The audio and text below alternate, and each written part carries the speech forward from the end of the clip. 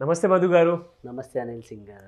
మీ అమూల్యమైన సమయాన్ని ఈరోజు మాకు ఇచ్చారు. And in fact first and foremost ఏంటంటే welcome again to Suman TV అని చెప్తాను మధు గారు. ఎందుకంటే డిఎంఎస్ అసోసియేట్స్ ఏదైతే మార్కెట్ని క్యాప్చర్ చేస్తుందో, ఎందుకంటే ఆ సర్వీసెస్ కానివ్వండి, దానికి కావాల్సిన ఆ సొల్యూషన్స్ కానివ్వండి, ముఖ్యంగా నేను చూసానంటే ప్రతి కస్టమర్కి పల్స్ అనేది చాలామంది కంపెనీస్కి ఆర్ బ్యాంక్స్కి అందవు. సో ఆ పల్స్ మీకు అందిన తర్వాత దానివల్ల మీరు ఏదైతే రిక్వైర్డ్ సర్వీస్ అండ్ రిక్వైర్డ్ అంటే ఒక ఎక్స్ట్రా స్టెప్ తీసుకొని మరి వాళ్ళ కోసం మీరు చేసి పెడుతున్నారు చూడండి, they are known as well wishers అనమాట. సో ఒక కమర్షియల్గా ఆలోచించకుండా ఒక మానవత్వంగా మీరు ముందుకు వెళ్తున్నారు. హ్యూమానిటీ గ్రౌండ్స్లో మీరు ఆలోచించేసి ఇంత మంచి ప్లాన్స్ వేసి చాలామందికి ఫైనాన్షియల్ సొల్యూషన్స్ అందిస్తున్నారు.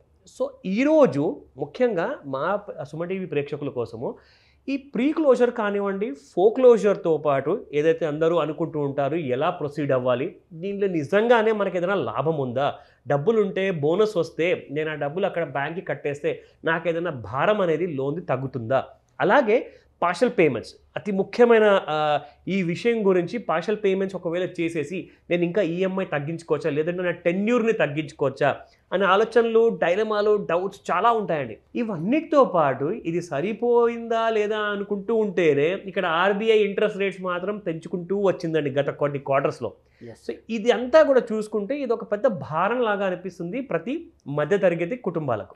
సో ఈ విషయానికి మా ప్రేక్షకులకు మీరు ఎలాంటి సలహా ఇస్తారు? రైట్ సార్, మీరు అడిగినట్లు ఇది మంచి క్వశ్చన్ సార్.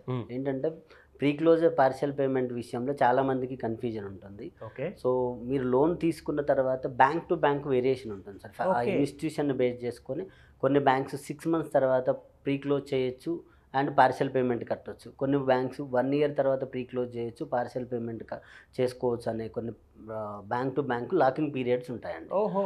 సో దాన్ని బేస్ చేసుకొని పార్షియల్ పేమెంట్ అనేది ఏంటో సార్, కొన్ని నేషనలైజ్ బ్యాంక్స్ కానీ లైక్ అంటే పెద్ద పెద్ద ప్రైవేట్ బ్యాంక్స్లోకి వచ్చేసరికి ఏంటంటే 1 year తర్వాత 99% ఆఫ్ ది బ్యాంక్స్ 1 year తర్వాతనే అలో చేస్తాయి.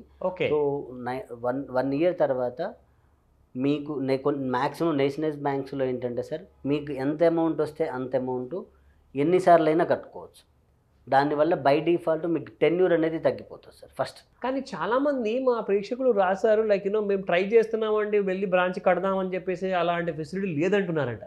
లేదు సార్, నేషనలైజ్ బ్యాంక్స్లో మనం ఆల్రెడీ రెగ్యులర్గా చేస్తున్నదే. సో అలాంటి ఇష్యూస్ ఏమైనా ఉంటే మాకు అడగొచ్చు మీరు any time. DMS will help you out. So nationalize బ్యాంక్స్లో there is no restriction sir. Partial payment హ్యాపీగా తీసుకుంటారు. ఇది గుడ్ న్యూస్ చెప్పారు మీరు మొత్తానికి. అంతా పార్షియల్ పేమెంట్ తీసుకుంటారు. ఓకే. పార్షియల్ పేమెంట్ చేసినప్పుడు జనరల్గా జరిగేది ఏంటంటే సార్, టెన్యూర్ తగ్గిపోతుంది. 20-25 years ఉన్న టెన్యూర్ 3 years 2 years వాళ్ళు పే చేసే అమౌంట్ని బేస్ చేసుకొని టెన్యూర్ తగ్గుతుంది. లేదు నేను కొంచెం అమౌంట్ మంచిగానే పే చేస్తాను, నాకు ఈఎంఐ కూడా తగ్గాలి అంటే మీరు బ్యాంకుకి వెళ్ళి నేను పార్షియల్ పేమెంట్ ఇంత చేశాను, నాకు ఈఎంఐ ఎంత తగ్గుతుంది అని మీరు కన్సర్న్ మేనేజర్ని కలిసి చెప్పినప్పుడు మాత్రం ఒక ఫామ్ ఉంటుంది. ఆ ఫామ్ ఫిల్ చేసుకొని ఈఎంఐ కూడా తగ్గించుకోవచ్చు. ఎందుకంటే ఈఎంఐ ఆల్రెడీ ఒకటి ఫిక్స్ అయి ఉంటుంది. ఈఎంఐ తగ్గాలన్నప్పుడు మాత్రం మీరు ఖచ్చితంగా బ్యాంకుకి వెళ్ళి ఒక ఫామ్ మీద సైన్ చేసి ఆ ఈఎంఐకి మీరు ఈ మ్యాండేట్ లాంటిది పూర్తి చేసుకొని దానికి ఫిక్స్ చేసుకోవచ్చు. బట్ టెన్యూర్ అయితే బై డిఫాల్ట్ తగ్గిపోతుంది మీరు పే చేయగానే. మీరు చెప్పిన విషయంలో ఒక ముఖ్యమైన విషయం గుర్తు వచ్చిందండి. ఇక్కడ ఈఎంఐస్ ఫిక్స్డ్గా ఉంటాయి కదా, మరి ఈ ఫ్లోటింగ్ రేట్ వల్ల ఈఎంఐస్ చేంజ్ అవుతూ ఉంటాయి. ఎప్పుడైతే ఆర్బీఐ ఇంట్రెస్ట్ రేట్స్ పెంచుతుందో ఆ టైంలో ఈఎంఐ పెరిగిపోతూ ఉంటుంది. చాలామందికి మెయిల్ ద్వారా లేదంటే ఎస్ఎంఎస్ ద్వారా కమ్యూనికేషన్ వస్తుంది. ఒకవేళ మిస్ అయిపోయిందండి, ఆ ఈఎంఐ కొత్త రేట్ ప్రకారంగా కట్టాల్సినప్పుడు కట్టకుండా ఉంటే అప్పుడు బౌన్స్ అయిపోతున్నాయి ఈఎంఐస్ తెలియకుండా. సో దీని గురించి మీరు ఎలాంటి హెల్ప్ చేయగలుగుతారు వీళ్ళకి? బౌన్స్ కాదు, యాక్చువల్లీ ఓవర్ డ్యూ పెట్టేస్తారు బ్యాంక్ డైరెక్ట్. కొంతమందికి కమ్యూనికేషన్ లైక్ అంటే మొబైల్ నెంబర్ చేంజ్ అవ్వడం, వాటెవర్ కొన్ని ఇష్యూస్ వల్ల బ్యాంకు కమ్యూనికేషన్ అందకపోవచ్చు క్లయింట్స్కి. ఆ అందని సిచ్యువేషన్లో ఏంటంటే బై డిఫాల్ట్ కస్టమర్కి ఓవర్ డ్యూ పడిపోతుంటుంది. సో మనమే ఏంటంటే యాక్చువల్గా లైక్ అంటే ఇంట్రెస్ట్ రేట్స్ పెరిగినప్పుడు ఇన్ జనరల్గా మీడియాలో కానీ ఎక్కడైనా మనం తెలుసుకుంటాం. ఆ తెలుసుకున్నప్పుడు మనమే ఒకసారి బ్యాంకుకి వెళ్ళి ఇన్ కేస్ మనకి కమ్యూనికేషన్ ప్రాబ్లం అయినప్పుడు మనం బ్యాంకుకి వెళ్ళి సార్ నాది ఈఎంఐ ఏమైనా పెరిగిందా, నేను ఓవర్ డ్యూ ఏమైనా పడుతుందా అని మనం క్వైరీ చేసుకొని ఇంట్రెస్ట్ రేట్ ఇన్ కేస్ తగ్గితే కూడా మనం ఒక డిక్లరేషన్ ఇచ్చి దానికి ఏదో సమ్ ఫీ తీసుకుంటే కొన్ని బ్యాంక్స్ ఆ ఫీ పే పే చేసి మనం ఇమీడియట్లీ ఇంట్రెస్ట్ రేట్ తగ్గించుకోవచ్చు. పెరిగింది అనుకుంటే ఈఎంఐని మనం మన ఈఎంఐలో ప్రిన్సిపల్ పోర్షన్ ఎక్కువ అవుతుంటుంది, ఒక్కోసారి ఎక్కువై ఓవర్ డ్యూ పడిపోతుంటుంది. అలాంటప్పుడు మనం బ్యాంకుకి మళ్ళీ ఈఎంఐ చేంజ్ చేసుకోవడమా, ఈఎంఐ పెంచుకోవడమా చేసుకొని ప్రిన్సిపల్ తగ్గే విధంగా కూడా చేసుకోవచ్చు. ఇక్కడ ఇంకో విషయం అండి, ఈఎంఐ సడన్గా ఆర్బీఐ ఇంట్రెస్ట్ రేట్ పెంచిన తర్వాత ఈఎంఐ పెరిగిపోయింది, కానీ ఈఎంఐ పెరగదు, కానీ ఈఎంఐ అంతే ఉంటుంది, కానీ తెలియకుండా టెన్యూర్ పెరిగిపోతుంది. సో అలాంటి విషయాలకి ప్రేక్షకులు ఏం చేయమంటారు? ఈ టెన్యూర్ని పెరగనివ్వాలంటారా, లేదంటే టెన్యూర్ని అలాగే ఉంచేసి ఈఎంఐ పెంచుకోమని చెప్తారా?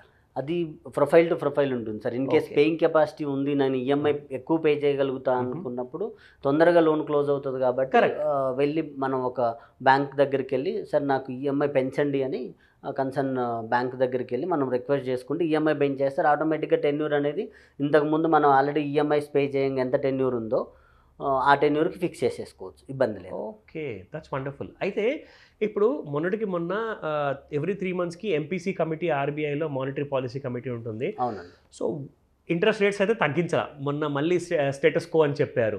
సో పెంచిన తర్వాత ఈ పెంచుకుంటూ వచ్చినప్పుడు అసలు ఈ ఇంట్రెస్ట్ రేట్స్ని మనం ఎలాగైనా తగ్గించుకునే అవకాశం ఏదైనా ఉందా? అండ్ అందులో డిఎంఎస్ అసోసియేట్స్ ఏదన్నా సలహా ఆర్ ఏదైనా సొల్యూషన్ ప్రొవైడ్ చేసే అవకాశం ఉందా? సార్ ఫస్ట్ అండ్ ఫార్మోస్ట్ నేను సజెస్ట్ చేసేది ఏంటంటే, ఫస్ట్ మీరు ఆల్రెడీ తీసుకున్న బ్యాంక్ దగ్గర రిక్వెస్ట్ చేయండి. సరే ఆల్రెడీ రేట్ ఆఫ్ ఇంట్రెస్ట్ తగ్గినాయి అంటున్నారు కదా, సో నాకు ఎంతవరకు తగ్గుతుందని మీరు ట్రై చేయాలి. ట్రై చేసి, ఎందుకంటే ఇప్పుడు మీరు బ్యాలెన్స్ ట్రాన్స్ఫర్ చేసుకున్నప్పుడు కొన్ని ఎక్స్పెన్సెస్ ఉండే పాసిబిలిటీస్ ఉంటాయి. సో ఆ అన్నెసెసరీ ఎక్స్పెన్సెస్ మీరు బ్యాలెన్స్ ట్రాన్స్ఫర్ ముందే ఆలోచించే బదులు ఫస్ట్ మీ బ్యాంకుకి వెళ్ళండి. ఒక 1 day, half day time, 1 hour time తీసుకొని మీరు బ్యాంకుకి వెళ్ళి ఫస్ట్ మీ బ్యాంకుని రిక్వెస్ట్ చేయండి అన్నెసెసరీ ఛార్జెస్ అవాయిడ్ చేయడం కోసం. అక్కడ అవ్వట్లేదు అన్నప్పుడు వీఆర్ దేర్ ఫర్ యూ, 100% మేము బ్యాలెన్స్ ట్రాన్స్ఫర్ చేస్తాము. మీ బిజినెస్, మీకు ఏదైనా పర్సనల్ రిక్వైర్మెంట్ కోసం, పిల్లల ఎడ్యుకేషన్ కోసం ఇంకేదైనా టాప్అప్ అమౌంట్ కావాలి అంటే కూడా టాప్అప్ అమౌంట్ను కూడా విత్ ఇన్ 9% లోపే బ్యాలెన్స్ ట్రాన్స్ఫర్ ఏదైతే అవుతుందో ఆ amount 8.3 to 8.5 and top-up amount కూడా 8.7 నుంచి స్టార్ట్ అయితే, 8.8 నుంచి స్టార్ట్ అయితే 9% లోపే మనం ఇప్పించవచ్చు లోన్ కూడా. ఇందాక నేను చెప్పినట్లు మీకు జనరలైజ్డ్గా ఇంట్రెస్ట్ రేట్ పెరిగినప్పుడు నా కస్టమర్స్కి ఎలా వెళ్ళాలి ఏంటి అనేది జనరల్గా అందరి కస్టమర్స్కి చెప్పాము. బట్ డిఎంఎస్ మా కస్టమర్స్కి మేము dedicated RM through interest rates పెరిగినా దాని ఇన్ఫర్మేషన్ అనేది మా టీం, మా డెడికేటెడ్ ఆర్ఎం అనేది కస్టమర్స్కి ఫోన్ చేసి వాళ్ళకి ఇన్ఫర్మేషన్ ఇచ్చి వాళ్ళకి ఓవర్ డ్యూ పడకుండా we will take care sir. So ఆ సర్వీస్ అనేది మా దగ్గర డిఎంఎస్లో dedicated RM through 100% monitoring system అనేది మా దగ్గర ఉంది. That is our strength sir. Sir మీరు ఇందాక అడిగినట్లు మీ డిఎంఎస్కి ఇంత మంది కస్టమర్ ఆదరణ, కస్టమర్స్ ఫోన్ చేస్తున్నారు ఎందుకు అంటే సింపుల్ థింగ్ సార్, ఈ మానిటరింగ్ సిస్టమ్ ఏదైతే ఉందో దీనివల్ల మేము కస్టమర్ యొక్క మనీ అండ్ టైంని సేవ్ చేయడం వల్ల మాకు వాళ్ళ ఫ్రెండ్స్ కావచ్చు, వాళ్ళ రిలేషన్స్ నుంచి హ్యూజ్ రిఫరెన్సెస్ రావడం వల్లనే మేము ఈరోజు మార్కెట్లో సక్సెస్ఫుల్గా ఉన్నాము.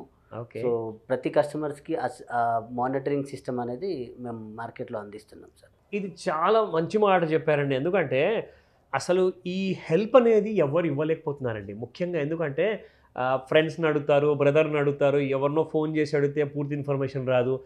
ఇక్కడ మనం ఈ సుమన్ టీవీ ద్వారా ఈ ఇన్ఫర్మేషన్ ఏదైతే మా ప్రేక్షకులకు ఇస్తున్నామో ఇది నిజంగా ఒక లాంగ్ రన్లో చాలా పనికొచ్చే అవకాశం ఉంటుంది. ఎందుకంటే ఎక్కడికి వెళ్ళినా కానీ ఒకవేళ ఎవరు ఎలాంటి హెల్ప్ ఇవ్వలేకపోయినా ఆర్ ఏది తోచకపోయినా డిఎంఎస్ అసోసియేట్స్ మాత్రం ఖచ్చితంగా ఉంది ఇలాంటి ఐడియాస్ ఇవ్వడానికి, ఇలాంటి హెల్ప్ చేయడానికి.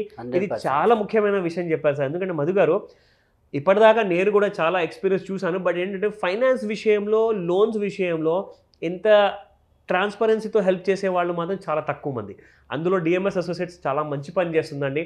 ఇన్ఫ్యాక్ట్ మీరు ఇలాంటి హెల్ప్ చేస్తూనే ఉండాలి అని నేను కోరుకుంటున్నాను. ప్రతిసారి మా ప్రతి ప్రేక్షకులు కూడా మీకు తప్పకుండా కాల్ చేస్తారు, ఎందుకంటే వాళ్ళకి చాలా టెన్షన్స్ ఉన్నాయండి మైండ్లో.